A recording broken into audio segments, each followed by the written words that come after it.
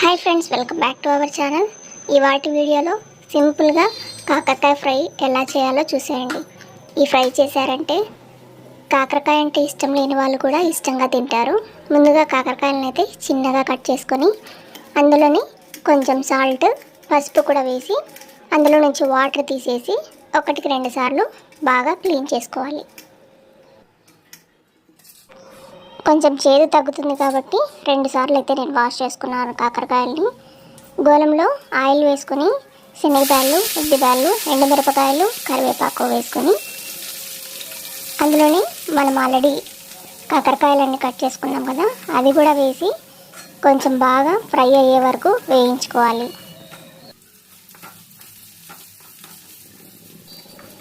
ఇలా కొంచెం వేగాక అందులోని సన్నగా కట్ చేసి పెట్టుకున్న టమోటా, ఎర్రగడ్డ కూడా వేసి మరొకసారి కలిపి ప్లేట్ మూసిపెట్టి బాగా మగ్గించుకోవాలి. ఇప్పుడు ఇందులోనే రుచికి తగినంతగా కారం, కొంచెం పసుపు, ఉప్పు కూడా వేసుకొని ధనియా పొడి కూడా వేస్తున్నాను, అది కూడా వేసుకొని బాగా కలిపి మగ్గించుకోవాలి.